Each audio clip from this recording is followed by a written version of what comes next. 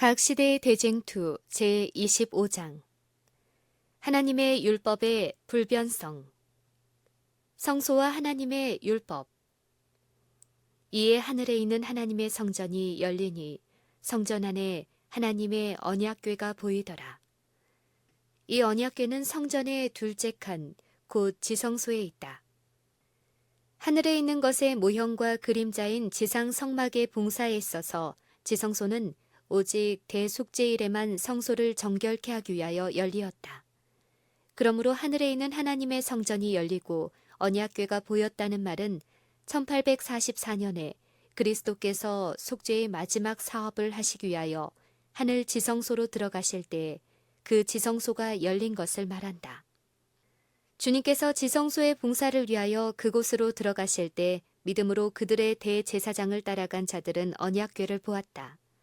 성소 문제를 연구함에 따라 그들은 구주의 봉사가 변경된 것을 알게 되었고 주님께서 하나님의 언약궤 앞에서 봉사하시되 당신의 피를 가지고 죄인들을 위하여 중보하고 계시는 것을 보았다. 지상 성막에 있는 언약궤에는 하나님의 율법을 새긴 두 돌판이 들어 있었다. 언약궤는 율법의 돌판을 넣어두는 궤짝에 불과하였으나 돌판에 새긴 하나님의 율법이 들어 있었기 때문에 그 언약궤는 귀중하고 신성하였다. 하늘에 있는 하나님의 성전이 열렸을 때 언약궤가 보였다.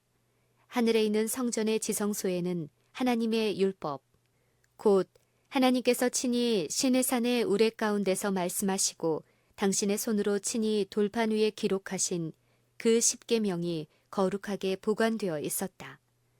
하늘 성전 안에 있는 하나님의 율법은 원본이며 돌판에 새겨지고 모세를 통하여 그의 오경에 기록된 것은 그 원본을 정확하게 옮긴 사본이었다. 이 중대한 점을 이해하게 된 사람들은 하나님의 율법의 신성하고 변함없는 본질을 알게 되었다. 그들은 천지가 없어지기 전에는 율법의 1.1획이라도 반드시 없어지지 아니하고 다 이루리라 라고 하신 구주의 말씀의 뜻을 전에 없이 강하게 깨닫게 되었다. 하나님의 뜻의 계시요 그분의 품성의 사본인 하나님의 율법은 궁창의 확실한 증인으로서 영원히 존속하지 아니하면 안 된다. 그 명령의 하나도 무효가 될 수 없고 그 1.1획이라도 변경될 수 없었다. 시편 기자는 이에 대하여 다음과 같이 기록하였다. 여호와여 주의 말씀이 영원히 하늘에 굳게 섰사오며 그 법도는 다 확실하니 영원 무궁히 정하신 바요 진실과 정의로 행하신 바로다. 하나님의 율법과 넷째 계명. 십계명의 바로 중심에는 그것이 맨 처음 반포될 당시와 마찬가지로 넷째 계명이 있다. 안식일을 기억하여 거룩히 지키라. 엿새 동안은 힘써 네 모든 일을 행할 것이나 제7일은 너희 하나님 여호와의 안식일인즉 너나 네 아들이나 네 딸이나 네 남종이나 네 여종이나 내 육축이나 내 문 안에 유하는 객이라도 아무 일도 하지 말라. 이는 엿새 동안에 나 여호와가 하늘과 땅과 바다와 그 가운데 모든 것을 만들고 제7일에 쉬었음이라. 그러므로 나 여호와가 안식일을 복되게 하여 그날을 거룩하게 하였느니라.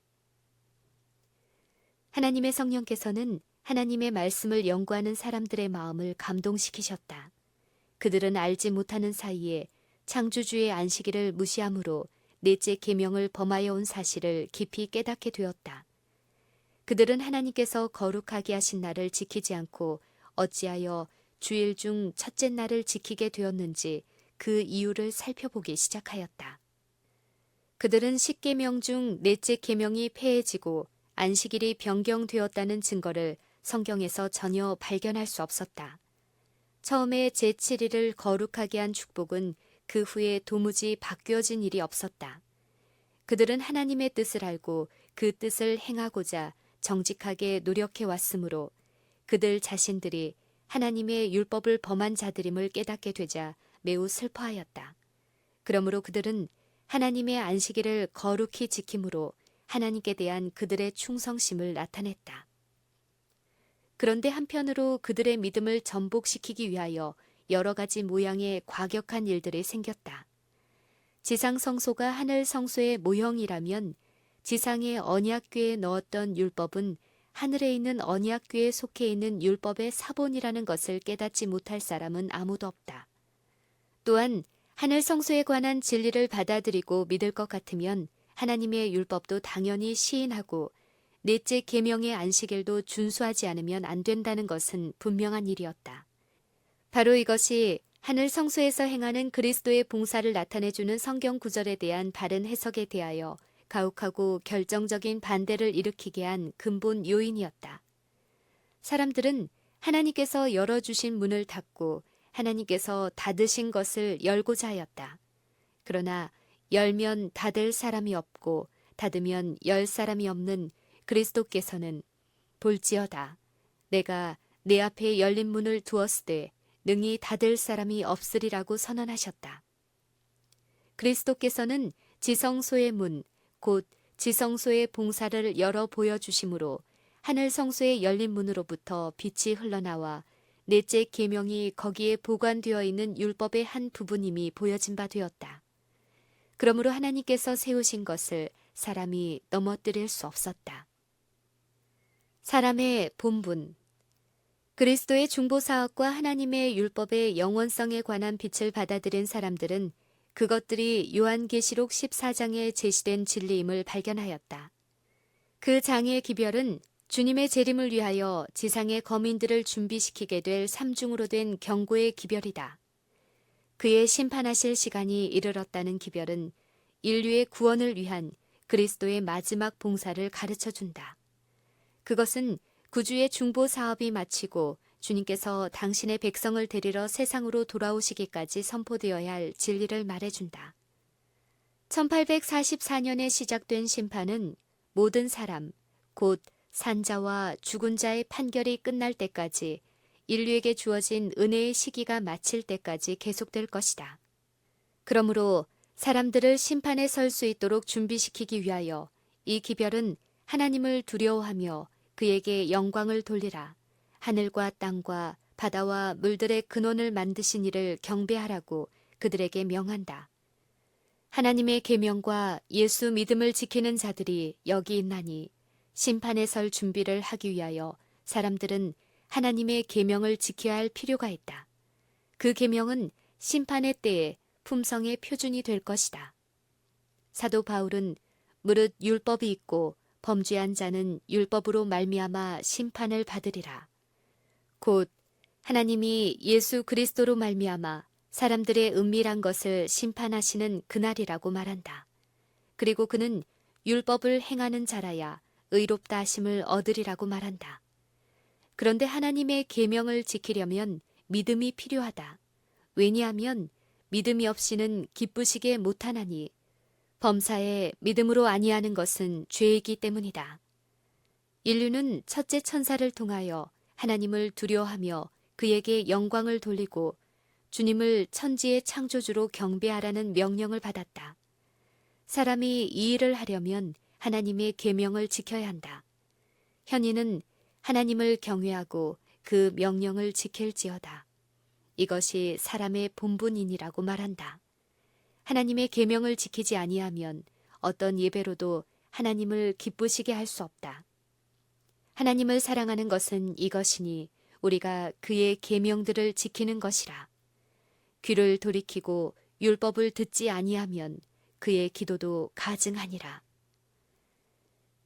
하나님을 경배할 의무는 그분께서 창조주가 되시며 만물이 그분 때문에 존재하게 되었다는 사실에 근거를 둔다. 성경이 하나님께서 이방의 신들보다 나으며 존경과 예배를 받으시기에 합당한 분이심을 기록할 때마다 반드시 그분의 창조력의 증거를 들어 말한다. 만방의 모든 신은 헛것이요 여호와께서는 하늘을 지으셨음이로다. 그런즉 너희가 나를 누구에게 비기며 나로 그와 동등되게 하겠느냐. 너희는 눈을 높이 들어 누가 이 모든 것을 창조하였나 보라. 여호와는 하늘을 창조하신 하나님이시며 나는 여호와라. 나 외에 다른 이가 없느니라.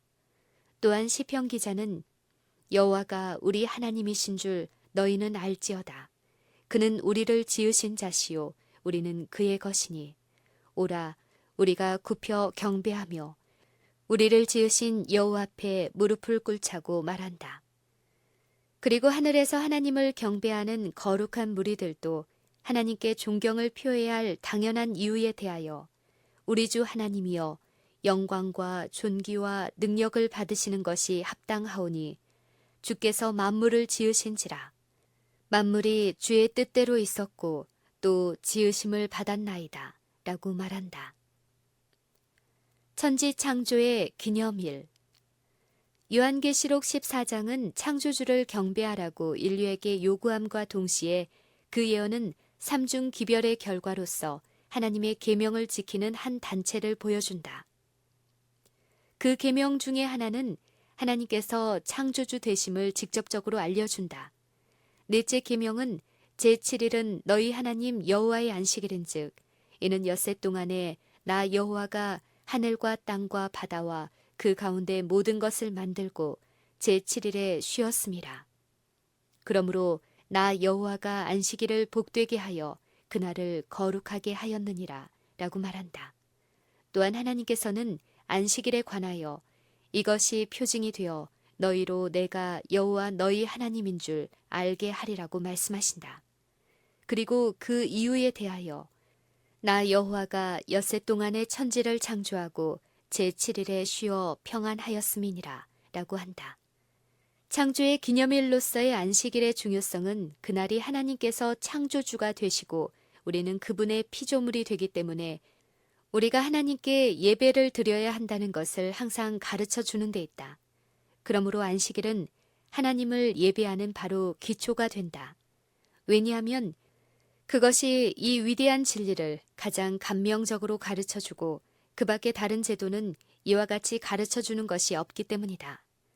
제7일의 예배뿐 아니라 모든 예배의 진정한 기초는 창조주와 피조물을 구별하는 데서 나타나게 된다. 이 큰 진리는 결코 폐할 수 없을 뿐 아니라 잊어버려서도 안 된다. 하나님께서 에덴 동산에서 안식일을 제정하신 것은 이 진리를 항상 사람들의 마음에 간직하게 하시고자 함이었다. 그리고 하나님께서 우리의 창조주심으로 우리가 그분을 경배해야 한다는 진리가 존속하는 한 안식일도 또한 그 증거와 기념으로 존속되어야 한다. 만일 인류가 오늘날까지 안식일을 지켜왔을 것 같으면 그들의 생각과 애정이 창조주께 집중되어 주님께서는 존경과 예배의 대상이 되셨을 것이며 우상 숭배와 무신론자와 회의론자가 결코 생겨나지 않았을 것이다. 안식일 준수는 하늘과 땅과 바다와 물들의 근원을 만드신 참 하나님께 대한 충성의 표이다. 그러므로 하나님을 경배하고 그분의 계명을 지키라고 명령하는 기별은 인류에게 특별히 넷째 계명을 지키라는 요구가 될 것이다. 셋째 천사의 기별은 하나님의 계명을 지키고 예수의 믿음을 가진 자들과 대조되는 다른 무리들을 지적하여 그들의 잘못을 다음과 같이 엄숙하고 무섭게 경고한다. 만일 누구든지 짐승과 그의 우상에게 경배하고 이마에나 손에 표를 받으면 그도 하나님의 진노의 포도주를 마시리라. 이 기별을 이해하려면 여기에 사용된 표상들을 정확하게 이해하는 것이 요긴한 일이다. 짐승, 우상, 표 등은 무엇을 의미하는가? 하나님을 대적하는 이교 로마. 이 여러 표상들에 관한 예언은 요한계시록 12장에서 그리스도를 탄생 즉시 죽이려고 한 용으로부터 시작된다. 용은 사단이라고 불리고 있다. 사단은 구주를 죽이기 위하여 헤롯의 마음을 충동하였다. 그리고 그리스도 교회 최초의 몇 세기 동안 그리스도와 그분의 백성들에게 도전한 사단의 주된 대리자는 로마 제국이었으며 이교가 그 나라에서 압도적 세력을 가진 종교였다. 그러므로 용은 원래 사단을 대표하지만 동시에 그것은 또한 2차적인 의미에서 이교 로마를 상징한다. 13장 1절부터 10절에는 또 다른 짐승이 묘사되어 있는데 그것은 표범과 비슷하고 용이 자기의 능력과 보좌와 큰 권세를 그에게 주었더라. 이 표상은 많은 개신교도들이 믿는 바와 같이 일찍이 고대 로마 제국이 잡고 있던 그 능력과 위와 권세를 계승한 법왕권을 대표한다.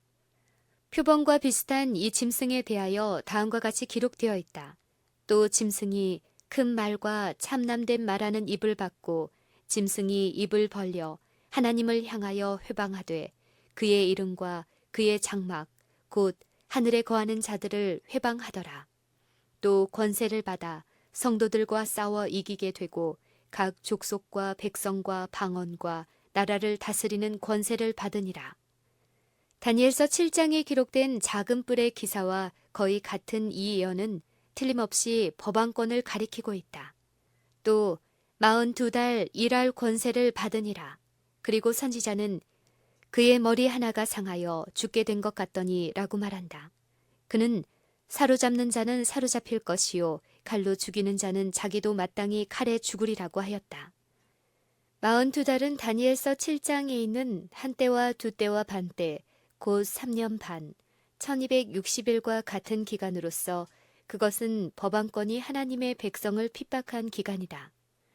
그 기간은 전장들에서 이미 말한 바와 같이 법왕권이 최상권을 잡은 서기 538년부터 1798년까지의 기간이다.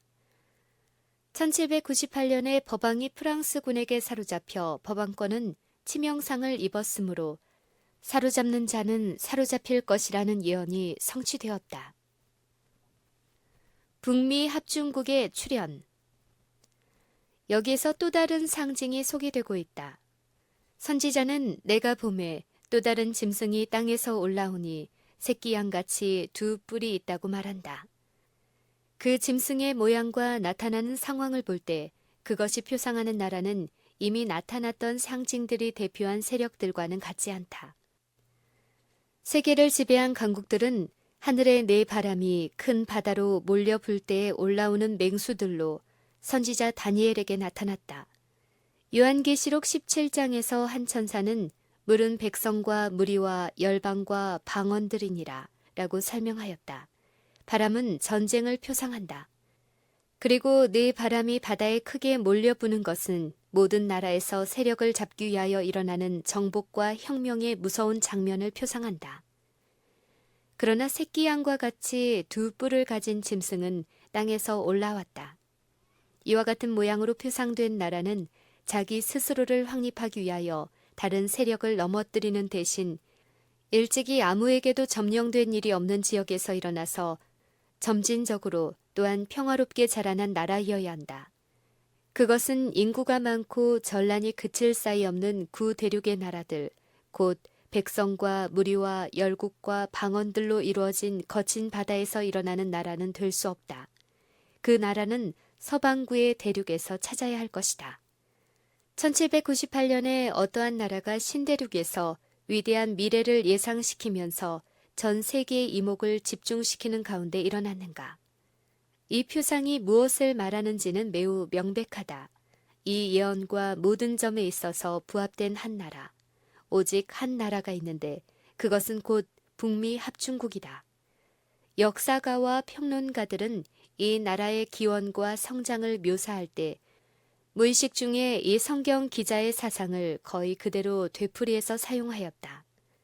이 짐승은 땅에서 올라온다고 되어 있는데 해석자들이 여기에서 사용한 말을 되풀이한 데 의하면 이 올라온다는 말은 글자 그대로 식물이 자라나거나 움터 올라오는 것을 의미하고 있다고 말한다. 그리고 우리가 아는 바와 같이 이 나라는 일찍이 어떤 다른 나라로 말미암아 점령된 일이 없는 지역에서 일어나야 한다. 어떤 유명한 저술가는 북미 합중국의 기원을 기술하면서 빈터에서 일어난 이 나라의 신비라고 말하고 또한 우리는 소리 없는 종자와 같이 자라나서 큰 나라가 되었다 라고 말한다.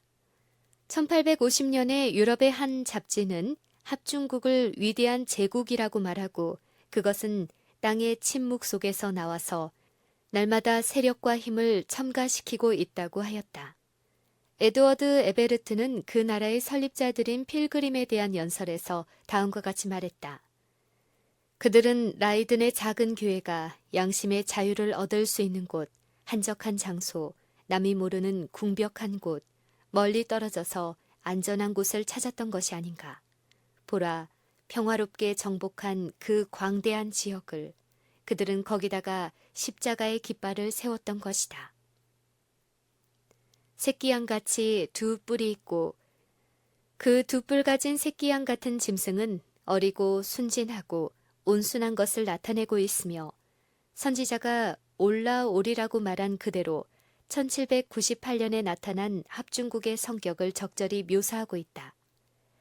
아메리카로 피하여 와서 거기서 왕의 압박과 신부들의 박해에서 피난처를 얻은 그리스도인들 중에는 정치와 종교의 자유를 큰 기초로 삼는 정부를 세우기로 결심한 자들이 많았다. 그들의 견해는 모든 사람은 평등하게 창조되었고 생명과 자유와 행복을 추구하는 데 있어서 남에게 양도할 수 없는 권리를 부여받았다는 큰 진리를 밝혀주는 독립선언서에 명시되어 있다. 그리고 헌법은 자치의 권리를 국민에게 보증하고 일반 투표에 의하여 선출된 대표자들이 법률을 제정하고 집행할 것을 규정하고 있다. 신앙의 자유가 인정되어 각 사람은 자기 양심의 명령을 따라 하나님을 경배하도록 허용되었다. 공화 정체와 개신교의 원칙이 국가의 기본 원칙이 되었다. 그 원칙들이 능력과 번영의 비결이 된 것이다. 모든 그리스도 교국에서 압박과 억압을 당하던 사람들이 동경과 희망을 가지고 이 나라로 이주하여 왔다. 수백만 명이 이 나라에 상륙하여 합중국은 세상의 가장 강력한 나라로 나타나게 되었다. 그러나 이 새끼양과 같은 뿔이 있는 짐승이 용처럼 말하더라. 저가 먼저 나온 짐승의 모든 권세를 그 앞에서 행하고 땅과 땅에 거하는 자들로 처음 짐승에게 경배하게 하니 곧 죽게 되었던 상처가 나은 자니라. 땅에 거하는 자들에게 이르기를 칼에 상하였다가 살아난 짐승을 위하여 우상을 만들라고 한다.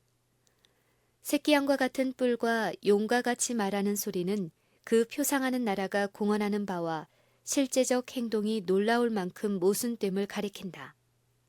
한 국가가 말한다는 것은 그 나라의 입법과 사법상 권위를 행사함을 의미한다. 그와 같은 행위를 통하여 그 나라가 일찍이 국시로 공포한 자유와 평화의 원칙이 허위임을 증명한다.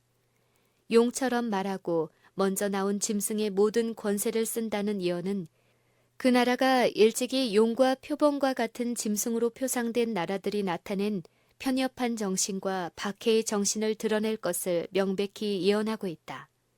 그리고 이 두 뿔 가진 짐승이 땅에 거하는 자들로 처음 짐승에게 경배하게 하니 곧 죽게 되었던 상처가 나은 자라고 한 말은 이 나라가 법왕권에게 경의를 표하게 할 어떤 도를 강요하는 일에 그 권위를 행사할 것을 나타낸다. 정권과 교권과의 악수. 그와 같은 행동은 그 정부의 원칙과 자유제도의 정신과 또한 엄숙하고 명백한 독립선언과 헌법에 배치되는 일이다. 미국의 건국자들은 교회의 일에 세속적 권력을 사용할 때 필연적으로 초래되는 편협과 박해를 일으키지 않기 위하여 현명하게 노력하였다.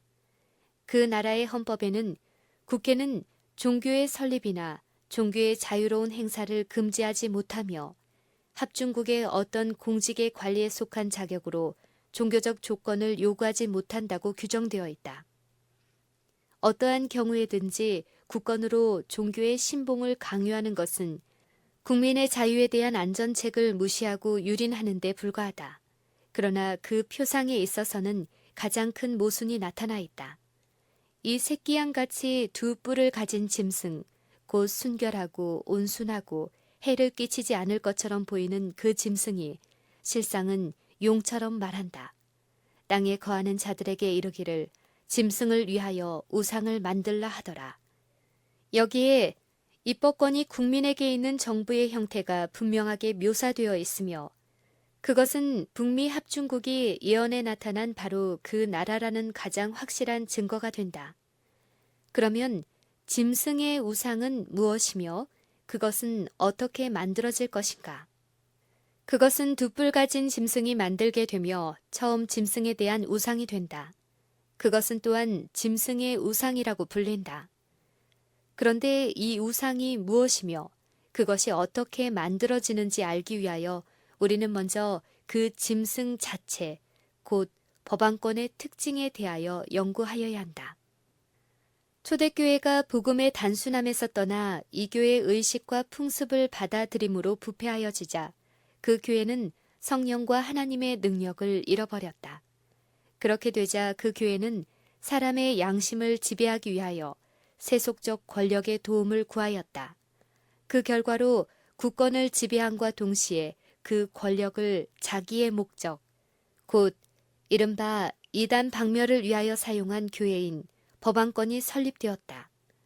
합중국이 짐승을 위하여 우상을 만들려면 반드시 종교적 세력이 정부를 지배하고 교회가 그 자체의 목적을 이루기 위하여 국가의 권력을 또한 사용하게 되어야 한다.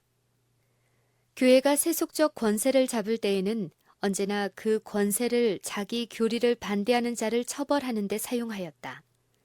세상의 권력과 야합하여 로마교가 간계를 따라간 개신교회들은 양심의 자유를 제한하려는 유사한 욕망을 나타내왔다. 영국 국교회가 오랫동안 계속하여 자기 교회를 반대하는 자들을 박해한 것은 그것에 대한 한 가지 신뢰가 된다. 실로 16, 17세기 동안에 국교도가 아닌 무수한 전도자들은 그들의 소속 교회를 떠나지 않을 수 없게 되었으며 목사나 일반 신도를 막론하고 과료, 투옥, 고문, 순교를 당하게 되었다. 초대교회가 세상 정부의 도움을 구한 것은 배교였으며 그것이 짐승, 곧 법안권이 발전되는 길을 마련하였다. 바울은 먼저 배도하는 일이 있고 저 불법의 사람, 곧 멸망의 아들이 나타나기 전에는 이르지 아니하리라고 말하였다. 그와 같이 교회 안에서 일어나는 배도가 짐승의 우상을 만드는 길을 준비하게 될 것이다. 미국과 짐승의 우상. 성경은 1세기에 나타났던 것과 똑같은 교회의 타락 상태가 주님의 재림 전에 나타날 것을 말한다. 말세에 고통하는 때가 이르리니 사람들은 자기를 사랑하며 돈을 사랑하며 자긍하며 교만하며 회방하며 부모를 거역하며 감사하지 아니하며 거룩하지 아니하며 무정하며 원통함을 풀지 아니하며 참소하며 절제하지 못하며 사나우며 선한 것을 좋아 아니하며 배반하여 팔며 조급하며 자고하며 쾌락을 사랑하기를 하나님 사랑하는 것보다 더하며 경건의 모양은 있으나 경건의 능력은 부인하는 자라. 성령이 밝히 말씀하시기를 후일에 어떤 사람들이 믿음에서 떠나 미혹하게 하는 영과 귀신의 가르침을 조치리라. 사단은 모든 능력과 표적과 거짓 기적과 불의의 모든 속임을 행할 것이다. 그리고 진리의 사랑을 받지 아니하여 구원함을 얻지 못하는 모든 자는 거짓 것을 믿게 하는 미혹에 빠지도록 버려둔 바 될 것이다. 이와 같이 불경건한 상태에 이르게 되면 1세기에 나타났던 것과 동일한 결과가 나타날 것이다. 많은 사람들은 개신교 각 교회 간에 존재하는 신조의 큰 차이야말로 강요된 통일성을 이룩하려는 노력이 결코 경주될 수 없으리라는 결정적인 증거라고 보았다. 그러나 지나간 여러 해 동안 개신교 각 교회에서는 공통적인 교리를 근거로 한 일치 연합을 원하는 여론이 강하게 자라났다. 그와 같은 연합을 이루려면 그것이 서로 성경상 관점에서 아무리 중요할지라도 모든 사람이 합의하지 아니한 문제들에 관한 토의는 필연적으로 포기하지 않으면 안 된다. 찰스 비처는 1846년의 한 설교에서 다음과 같은 말을 하였다. 신교 각 교파의 성직자들은 인간적 두려움에 속한 심한 압력에 눌려 있을 뿐 아니라 완전히 부패한 상태에서 살아가고 움직이고 숨쉬고 있다. 그리하여 그들은 언제나 그들의 온갖 비열한 성질에 끌려서 진리에 대하여는 침묵하고 배교의 세력에게는 무릎을 꿇어 절하고 있다. 이것이 로마 교회가 간 길이 아니었던가? 우리는 그의 간 길을 다시 걷고 있지 않은가? 우리는 바로 앞에서 무엇을 보고 있는가? 그것은 전체적 회의요, 세계적 대회의 개최이다. 선교 동맹이요, 일반적인 신조의 제정이다. 이 일이 성취되면 완전한 연합을 이루기 위한 단계로서 취할 유일한 방법은 강제 수단이다. 합중국의 주요한 교회들이 공통적으로 주장하는 교리에 의하여 서로 연합하여 그 국가로 하여금 자기들의 교령을 강제로 실시하게 하고 그들의 제도를 강압적으로 유지하려는 때가 이르면 그때의 개신교 미국은 로마교적 교권 정치의 우상을 만들게 되고 그 필연적 결과로서 이에 반대하는 자들에게는 법률적 형벌을 과하게 될 것이다. 그 두 뿔 가진 짐승은 모든 자, 곧 작은 자나 큰 자나 부자나 빈궁한 자나 자유한 자나 종들로 그 오른손에나 이마에 표를 받게 하고 누구든지 이 표를 가진 자 외에는 매매를 못하게 한다. 그런데 셋째 천사의 기별은 만일 누구든지 짐승과 그의 우상에게 경배하고 이마에나 손에 표를 받으면 그도 하나님의 진노의 포도주를 마시리라고 경고하고 있다. 이 기별에서 말한 짐승, 곧 두 뿔 가진 짐승이 경배하라고 강요하는 그 짐승은 요한계시록 13장의 첫째 짐승, 곧 표범 같은 짐승인 법왕권이다. 그러므로 짐승의 우상은 자기의 교리를 강요하기 위하여 국권의 도움을 구함으로 생겨나게 될 배교한 개신교도들의 단체를 나타낸다. 짐승의 표는 해명되어야 할 여지가 여전히 있다. 짐승과 짐승의 표. 예언은 짐승과 그 우상에게 경배하는 자들에게 경고한 후 성도들의 인내가 여기 있나니 저희는 하나님의 계명과 예수 믿음을 지키는 자니라고 말한다. 이와 같이 하나님의 계명을 지키는 자와 짐승과 그 우상을 경배하고 그 표를 받는 자를 대조적으로 기록한 것을 보면 하나님을 경배하는 자와 짐승을 경배하는 자의 구별이 하나님의 계명을 지키는 것과 범하는 데 있는 것이 분명하다. 짐승의 특징과 동시에 그 우상의 특징이 되는 것은 하나님의 계명을 깨트리는 것이다. 다니엘은 작은 뿔, 곧 법왕권에 대하여 그가 또 때와 법을 변개코자 할 것이라고 말한다. 바울은 그 동일한 세력을 하나님보다 자기를 높이고자 한 불법의 사람이라고 불렀다. 그 두 예언은 서로 보완해준다. 법왕권은 오직 하나님의 율법을 변경시킴으로써 자신을 하나님보다 높일 수 있었다. 그리고 누구든지 이와 같이 변경된 율법인 것을 알면서도 그것을 준수하는 자는 그 율법을 변경시킨 자에게 최상의 영광을 돌리는 셈이다. 이와 같이 법왕권의 율법을 순종하는 행위는 하나님 대신에 법왕에게 순종하는 표가 되는 것이다. 법왕권은 하나님의 율법을 변경시키고자 하였다. 우상 예배를 금지하는 둘째 계명은 율법에서 제하여 버리고 넷째 계명은 안식일을 제7일 대신에 제1일의 준수를 인정하는 것처럼 고쳐버렸다. 그러나 법왕 교도들은 둘째 계명을 삭제한 이유에 대하여 그것이 첫째 계명에 포함되어 있으므로 불필요하다는 것과 그들이 하나님께서 이해시키고자 원하시는 그대로 율법을 마련해주고 있다고 주장한다. 그런데 이것은 선지자가 예언한 변경이라고 말할 수는 없다. 그러나 계획적이요 고의적으로 변경하는 일이 있을 것을 다음과 같이 말하고 있다. 그가 또 때와 법을 변개코자 할 것이라. 넷째 계명의 변경은 바로 이 예언이 정확하게 성취된 것이다. 이러한 변경에 대하여 그들이 주장하는 유일의 권위는 교회의 권위이다. 이 점에서 법왕의 권세는 그 자신을 하나님보다 공공연하게 더 높이고 있다.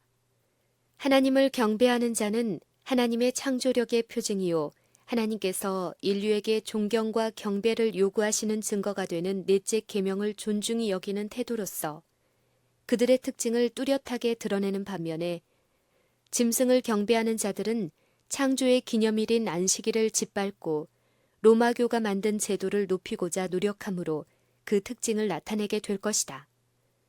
법왕이 처음으로 자기의 그 거만한 주장을 하게 된 것은 일요일을 위함이었고 또한 국가의 권력에 의뢰한 것도 사실은 일요일을 주일로 지키도록 강요하기 위함이었다. 그러나 성경에 주일이라고 한 것은 제7일을 가리킨 것이요 제1일을 가리킨 것이 결코 아니다. 그리스도께서는 인자는 안식일에도 주인이니라고 말씀하셨다. 넷째 계명에는 제7일은 너희 하나님 여호와의 안식일이라고 되어 있다. 그리고 주님께서는 선지자 이사야를 통하여 그날을 내 성일이라고 하신다. 일요일 휴업령의 본질. 안식일을 그리스도께서 변경하신 것처럼 흔히 주장하는데 그러한 주장이 그릇됨은 그리스도 자신의 말씀으로 증명된다. 주 그리스도께서는 산상설교에서 다음과 같이 말씀하셨다. 내가 율법이나 선지자나 폐하러 온 줄로 생각지 말라. 폐하러 온 것이 아니요 완전케 하려 함이로라. 진실로 너희에게 이르노니 천지가 없어지기 전에는 율법의 1.1획이라도 반드시 없어지지 아니하고 다 이루리라. 그러므로 누구든지 이 계명 중에 지극히 작은 것 하나라도 버리고 또 그같이 사람을 가르치는 자는 천국에서 지극히 작다 일컬음을 받을 것이요 누구든지 이를 행하며 가르치는 자는 천국에서 크다 일컬음을 받으리라. 안식일의 변경에 관하여 성경상 근거가 전혀 없다는 것은 개신교도들이 일반적으로 시인하는 사실이다. 미국 전도문서협회와 미국 주일학교 연맹에서 발행한 출판물들에는 그 사실이 분명히 밝혀져 있다. 그 중에 한 책은 신약 성경에는 안식일, 일요일, 주일 중 첫째 날에 대하여 아무런 분명한 명령이 없고 그날을 지키는 일에 대하여 확실한 규정도 전혀 기록되어 있지 않다고 말하였다. 또 다른 한 책에는 다음과 같이 기록되어 있다. 그리스도께서 돌아가시기까지는 그날 안식일을 가리킴에 관하여 아무런 변경도 없었다. 또 성경의 기록에 의하면 사도들이 제7일 안식일을 폐지하고 그 대신에 주일 중 첫째 날을 지키라고 명령한 아무 확실한 말도 한 일이 없다. 로마 천주교는 그들의 교회가 안식일을 변경시켰다는 사실을 시인하며 개신교가 일요일을 지키는 것은 그들의 교회의 권위를 인정하는 것이라고 말한다. 천주교 교리문답은 넷째 계명에 따라 지켜야 할 날에 관한 질문에 대하여 다음과 같이 대답하였다. 구약시대에는 토요일이 성별된 날이었다. 그러나 예수 그리스도의 교훈을 받고 성령의 지도를 따른 교회는 일요일로 토요일을 대신하게 했다. 그러므로 오늘날 우리는 제7일이 아닌 제1일을 성별한다. 지금은 일요일이 주의 날을 의미한다. 천주교회의 저술가들도 그 교회의 권위의 표로서 안식일을 개신교도들도 시인하고 있는 바와 같이 일요일로 변경한 그 사실을 들어서 말하며 개신교도들도 일요일을 지킴으로써 교회가 모든 축제일을 제정하고 사람들을 정죄할 권세가 있음을 시인하는 것이라고 말한다. 그러므로 안식일의 변경이야말로 로마 교회의 권위의 표, 곧 짐승의 표가 아니고 무엇이겠는가. 안식일 문제와 셋째 천사의 기별. 로마 교회는 아직까지 자신의 최상권에 대한 주장을 철회하지 않았다. 그리고 세상 사람과 개신교회들은 성경상 안식일을 부인하는 한편 로마교가 제정한 안식일을 받아들이므로 사실상 이 주장을 시인하고 있다. 그들은 이와 같은 변경을 전통의 힘이나 교부들의 능력이라고 주장할 수도 있을 것이다. 그러나 이렇게 함으로써 그들은 결국 로마교와 그들을 분리시키는 바로 그 원칙, 곧 성경, 오직 성경만이 개신교의 신앙이라는 원칙을 무시하게 된다.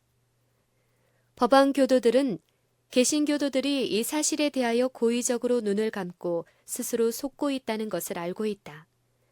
일요일을 강요하는 운동이 세력을 얻게 되면 개신교 전체가 로마교의 깃발 아래 서게 될 것을 확신하므로 법안교는 매우 기뻐한다. 로마 교도들은 개신교도들의 일요일 준수는 그들이 어떠한 말을 하든지 간에 교회, 즉 천주교의 권위에 존경을 표하는 일이다 라고 주장한다.